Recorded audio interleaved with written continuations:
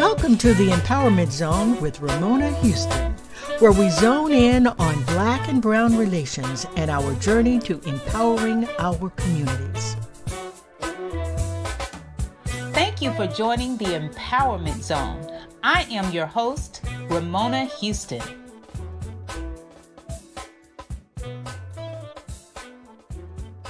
Women are making moves. We are celebrating Women's History Month. This month is March 2021, and women are making moves everywhere. We have our first woman vice president, Kamala Harris, who we're so proud of, and women are making moves in business and politics and entertainment, and yes, even the academy. Yes.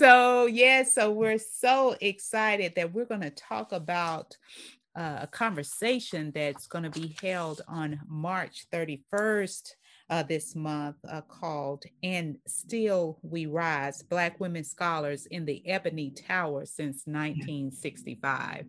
Right. And we've got a visionary here with us today, the person who actually originated this concept and is promoting it, and we're excited about her being on the show today. We have Dr. Karen Kossie-Chernyshev.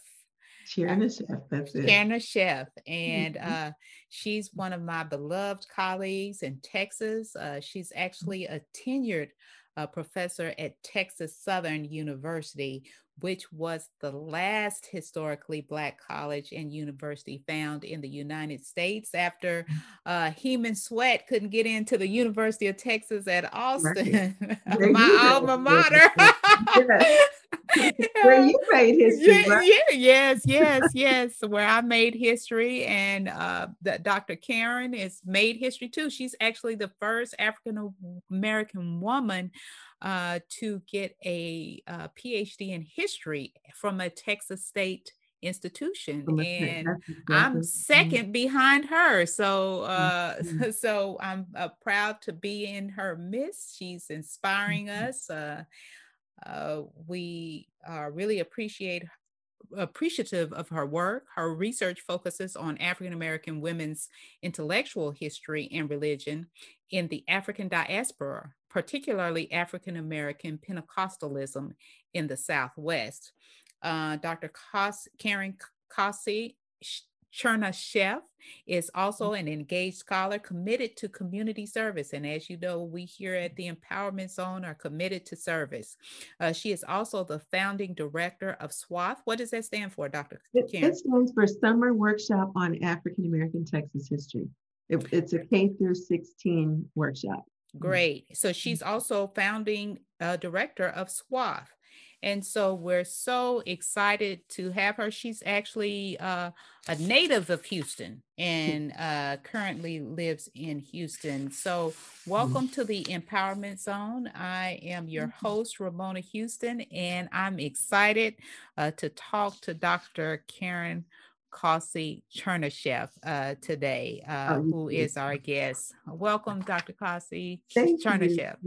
I am so honored to be on your program. This is an outstanding opportunity to talk about what I love, the history of people of African descent, something that I've been pursuing for quite some time. But I will say that I remember years ago, I just presumed I knew everything there was to know about being Black.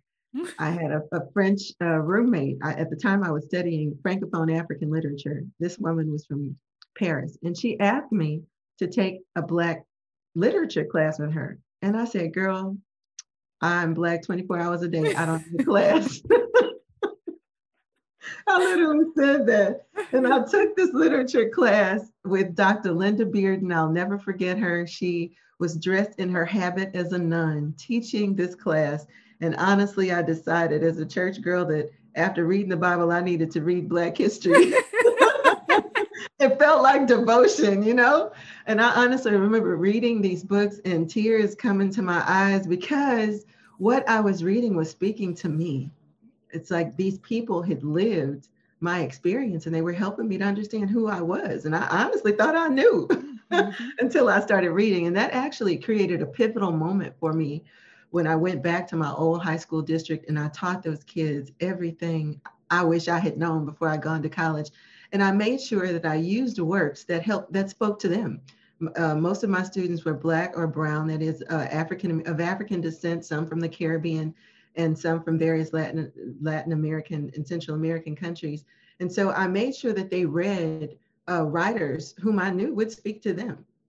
So in our American history class, as I told them, we started on the Black side and the brown side, and then we would incorporate other writers, and we would do this thematically. So that interest actually led me to want to study history, because the more I studied literature, I wanted to understand the context from which these writers were writing. And I thought, I need to know what was going on when this person was writing this particular novel. And so that led me to begin thinking about history as a possibility, but I still didn't imagine I would become a historian. That didn't happen until through a nostalgic moment. I started writing about African-American Pentecostals when I was in graduate school. And I was just doing it because I just wanted to think about Mother Woods and, all these people who were so instrumental in my life as a kid. And I sent a 50-page manuscript to Dr. Linda McNeil at Rice University. And she said, Karen, would you mind if I send this to Dr. John Bowles? So she sent it to Dr. John Bowles, who was the hobby professor of history at Rice University at the time. And he said, Karen, you should come and work on a dissertation on African-American Pentecostalism. He said, nobody has written anything on that topic. Wow, isn't that a powerful story? well, and that's how it happened. And to make it even more powerful, just before I left, this very intelligent Black woman historian came to Michigan State University to give a presentation on Black nurses. And that was none other than the award-winning Darlene Clark Hines. I knew you were going to say Darlene Clark. And then you were like, okay, this is it. This is it for me. I still didn't really think I was a historian because I was teaching French. I was so used to engaging my students in French conversation, talking about French that and French that, this. I really didn't. I was like, okay, when Dr. Bowles suggested that I apply, I said, but I'm not a historian, I wanted to know history, but I didn't think I was a historian. And he said, well, based on what you've written, you can do that. But honestly, I didn't put Dr. Hine and my research interest it didn't come into clear focus until I was actually in grad school. And it was kind of like this reaction. I went, oh my God, who did I meet at the beginning? Yeah, exactly. What an outstanding person. So she's been an inspiration. But even at that moment, I didn't think I was going to do women's history. I was, again, sort of just entering history. And so as I finished my project on Pentecostals, my colleague and mentor, Dr. Marlene Petrie, who was then serving as dean at Texas Southern University, she had just written a book on Lula B. White. And I thought a powerful book, exactly. And so I thought, I really need to kind of start getting into this women's history thing because it was becoming more and more popular. So I bumped into a glitch, really a roadblock with the project that I was doing on Pentecostals. And I said, well, let me start doing something on women's history. And I was blessed to bump into the papers, or to be introduced to the papers of Lillian Jones Horace, whom I was able to affirm is Texas's earliest known African-American female novelist. We didn't know she was there. Nor did I know that my classmates at Forest Brook High School, they didn't know that their great aunt was Texas's earliest known. Wow, incredible. African-American female novelist. And they're the niece of Lillian B. Horace also is a Houstonian. Her name is Eulalia Tukes Horace. And I've had her come and talk to my students. And, to make it even better, Dr. Thomas Freeman was connected to the Horace family because many of them are ministers. Many of the men were ministers. And so as I was giving my book talk, I was so honored that Dr. Freeman was there. And one of the churches that I featured in my research was one where he had actually served as an assistant pastor Wow. years before that. So this full circle, this incorporation, I think back to Benedict's question to me, her challenge to me to take an African-American literature class at Michigan State University when I was studying Francophone African literature. That was sort of the beginning. It was definitely the beginning of my pathway to African-American history and the study of African-American women.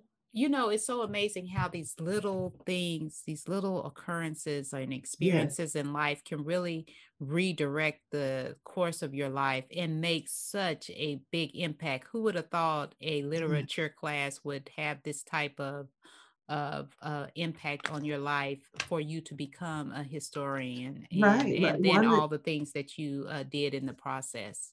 Yeah. And, even just the idea that I really almost didn't take the class. You already knew everything there was to know about being Black in America. That is funny, but that's how we think. But I was 21 and that was what I was thinking at the time. I know. I'm an expert. I'm a Black woman. That is so funny. Well, I'm really excited about hearing about this upcoming event that you're having, and I really want to support you in this effort. I think it's very much needed discussion that's needed. But just to tell our audience about it, she's having a Dr. Karen Kossie-Chernyshev is having a conversation called "And Still We Rise: Black Women Scholars in the Ebony Tower Since 1965." And what it is, it's going to be a conversation highlighting the educational journey and professional contributions of Black women scholars at historically Black colleges and universities, also called HBCUs, as defined by the Higher Education Act of 1965.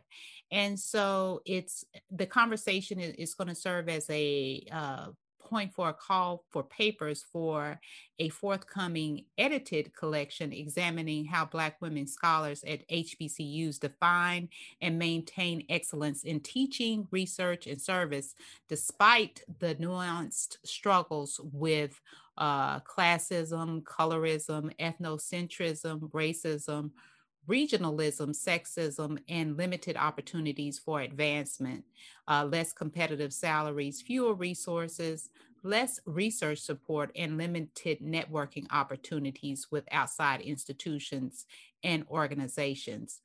Black women constitute 42% of the 14,100 full-time Black faculty serving at HBCUs as of 2001. And this is a comprehensive examination of their labor. And it's not only merited, but also timely, given the role that Black women faculty continue to play in preparing students to change the world. So this event, this conversation is going to be on March 31st at noon Central Standard Time. And Dr. Karen Kossei-Chernyshev is the host and founder of this event. So tell us all about this event and why people should attend. Who are you encouraging to attend? And what do you want to come out of this event? Yes, the event is going to be held on Zoom, so we'll make sure that the link is available because you will need to register to participate. We're at a very important moment in the history of our nation, the history of African American women and their contributions. Of course, African American women have been contributing to our country from the beginning of the nation and even before. So what we want to do now, though, is think about the role that Black scholars, Black women scholars have played in the intellectual and professional development of young Black people. This idea was something that my colleague and I, Dr. Vera Hawkins, who's the interim chair of journalism at Texas Southern, we've been having these conversations on the side about the differences that we perceived. Both of us went to historically white institutions. In fact, all of my degrees, with the exception of a degree that I earned in music, a a post-baccalaureate degree that I earned in music from Texas Southern. All of my academic life has been was in predominantly white settings. Dr. Vera Hawkins graduated from MIT, and I think her earlier degrees also were at historically white institutions. Both of us, we understood that the opportunity to even study at the historically white institutions where we were a result of the civil rights movement, right? And also a lot of this civil rights activities emerged theoretically, they emerged from Howard University, other historically Black colleges and universities, but they were impacting what happened on these predominantly white campuses. So here we're professors coming trained at historically white institutions who chose to teach at historically Black colleges and universities, right? And so we began to just think about what that experience was like comparatively, right? In terms of the access that you have to research support, the class sizes, or some of the things that's another of the issues that's important to professors, and then so many others. And so we decided that we needed to take our conversation to a broader audience and to think of an academic way to acknowledge and commemorate, celebrate, and also to really investigate. When I started looking for articles and books that focus specifically on Black women scholars, really there's not a whole lot that focuses on them and their experiences at HBCUs. There's a lot of talk about the experiences in historically white institutions or predominantly white institutions, but not necessarily at historically Black institutions. There are some researchers who have they've given a sort of a top-down view of organizational aspects, but I have not found many where you have had Black women scholars themselves speaking about their experiences. So I thought the best way to begin this project would be to invite Black women scholars to talk about their experiences at HBCUs. And it's important for them to also think about it if they have a comparative experience, right? So if they taught at a school that is not an HBCU, they will have a kind of comparative model to think about that experience. Of course, we know that not everyone who's teaching at an HBCU will have taught somewhere else necessarily, but the goal is to actually see historically how that experience has changed over time. Because some of the literature that I looked at, they talked about this presumed kind of brain drain, so to speak, that happened with integration in not only at universities, but also at secondary and primary institutions, right? When busing started, and that, the research shows that the way it was described was that some of the best teachers were the first to be invited to historically white institutions, right? Now, in the case of Black faculty, we do see that this period where universities begin to reach out to Black faculty. And I remember when I was a student at Rice, when students would ask for more Black faculty, we were told, well, we can't find them. But when I became a historian and went to the ASALH, the association, one of the meetings of the Association for the Study of African American Life and History, I saw all of these Black scholars, and I'm like, well, where are y'all looking? So my thinking in both places, from the purview of somebody who had studied at historically white institution, and a very wealthy one, and then teaching at Texas Southern University, which was birthed out of, when you think about it, it was birthed out of the desire, the University of Texas, Heman Sweat wants to attend the University of Texas Law School, right? And they just don't want him there. So rather than have this one person go to the law school, they decide to establish an entire law school in the name of preserving white supremacy, right? Now, Houston College for Negroes is already there, but eventually it becomes Texas Southern University. So you have this racist moment giving rise to an institution, right? So now the institution is there. And so now people are teaching. And in the post-civil rights era, all Black institutions, perhaps the only one who survived this in a major way is the Black church. All institutions in the Black community are going to face this, the fact that they're going to have to deal with the fact that their constituents now have options, right? They can go to another school, they can live in another neighborhood, right? They can move to another suburb where they might not have been welcome before desegregation. And so the same thing happens with our institutions of higher learning. African Americans have choices when, after they complete their PhD journeys, they can pursue employment wherever they want to pursue employment, right?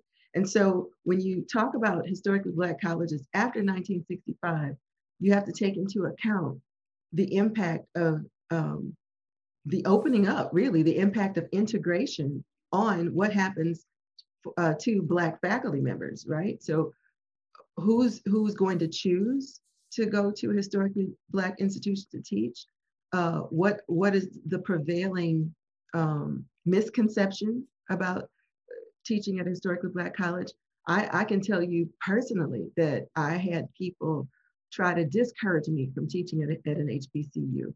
Okay, I actively discourage it for different reasons, and I had the same experience. Okay, and that's why I'm kind of laughing. I'm a former professor at Morehouse, and I remember the first day I got there, two of the faculty, wow, it came up to me and said, "What are you doing here?"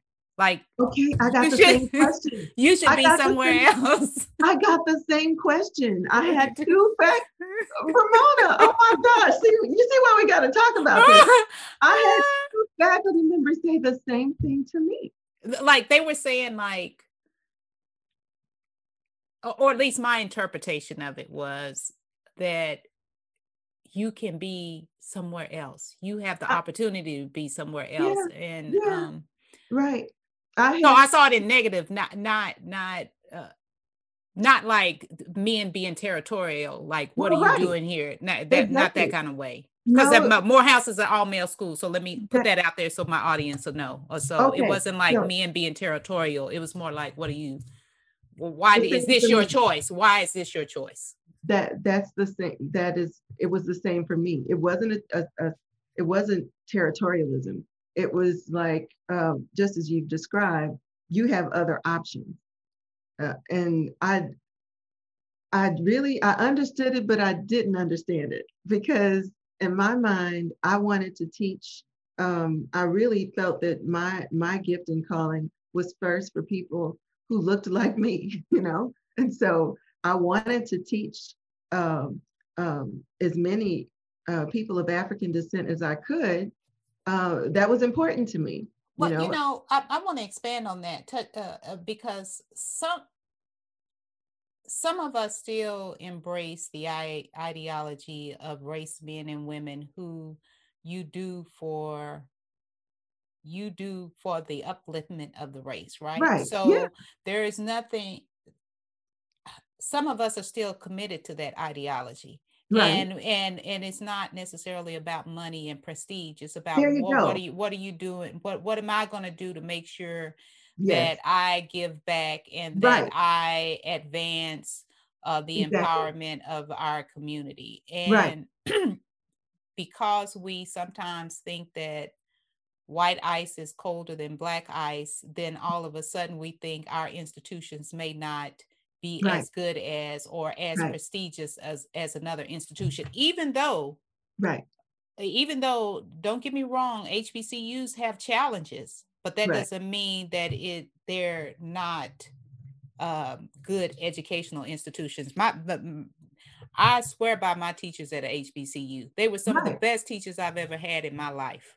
Well, and that's why a book like this needs to be written. We need to have the conversation, right? Because as I told you, I had two people say the same thing for the same reasons. And both Vera Hawkins and I, we had experiences that really were speak to another issue where we were told, and and I appreciate the educational opportunity I had at Rice University, but the implication was, if you go in that direction, you're going to another world, and there will be no contact. I mean, and that was bizarre to me as well. There will be no what? There will.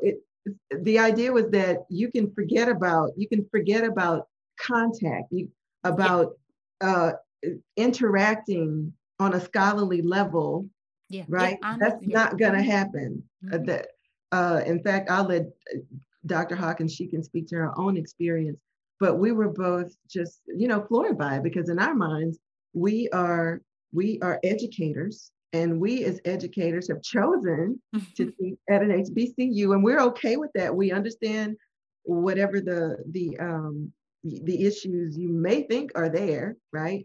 But I'll say this: when I talked to Dr. Merlene Petrie about some of the questions that I was having to answer for others, a lot of the focus was on publication. They said, well, you're not going to have time to publish. Well, and Dr. Petrie just said to me, she said, well, Karen, how many books have some of these people written? Right? And so when I looked and kind of started comparing, it's like, well, Dr. Petrie managed to write a bunch of books, so is it really that? And she said, Karen, just write. Just write. And that was the most sound advice I received. She said, Karen, just write. That's it. And it's as easy as that. Right. Commit to writing and do it. Okay. And of course I do know that we have to work a little. We do have to work harder, right? Because the resources aren't automatically there. When you go to certain institutions, you already have a budget of, say, $5,000-$10,000 for this, that, and the other, and you don't have to ask for it. But very often, where resources are limited, you have to fill out an application, to get, you have to go through some hoops to get to it. But it's not that it's not there.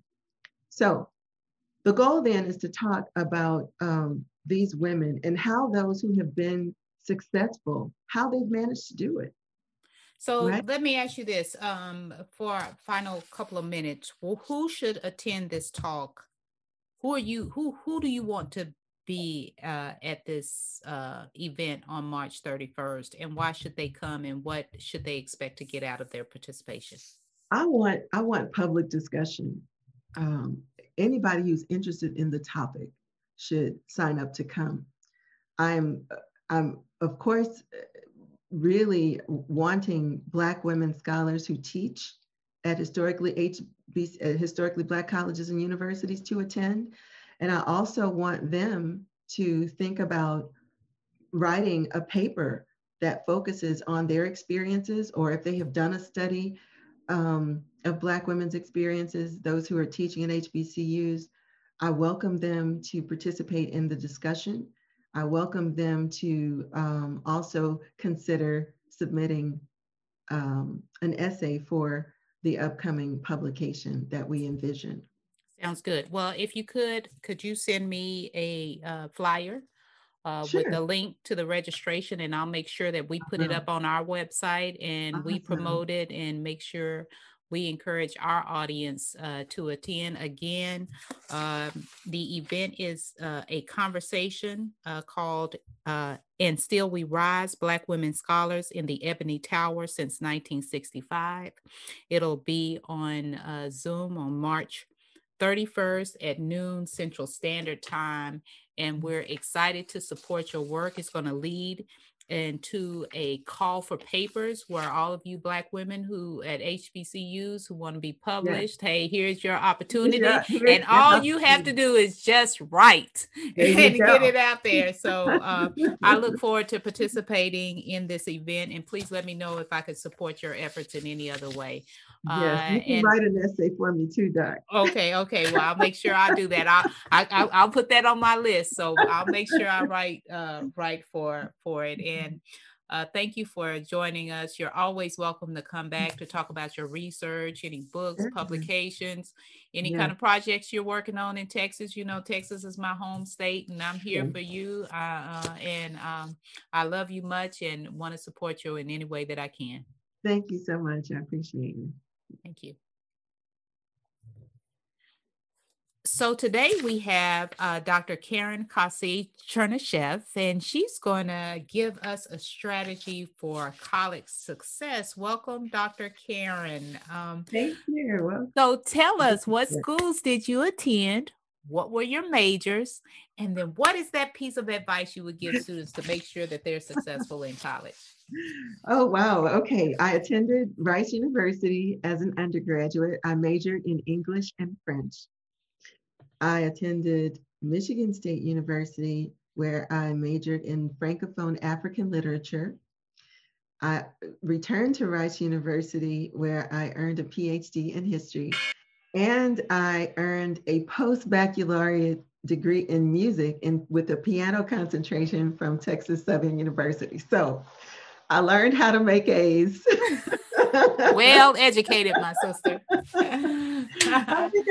And can I tell you, after having earned all of those degrees and also served as a teacher for 35 years, the best advice I can give to students is read your instructor's syllabus and follow it to the letter. Great advice. Syllabus.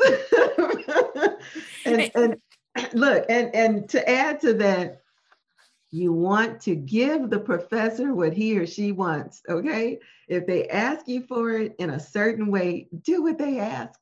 That's it.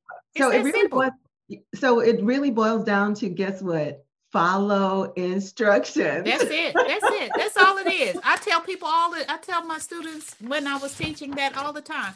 This syllabus is a contract. That's it. Everything that you need to know about my class is in this syllabus. If you can follow this and do as I ask, you can make an A in this class. Yes. And I have students who will reiterate that. They'll say, I look at that little post and they'll say, for real, she asked for a lot, but if you do what she asks you to do, you'll do well. That's it. That's great advice. Read your syllabus and follow directions. Thank you so much. Appreciate it. Thank you. Take care. A special thank you to the incredible team of the Empowerment Zone. Terry Gully, theme song. NADWorks, digital support, and of course, our featured guest.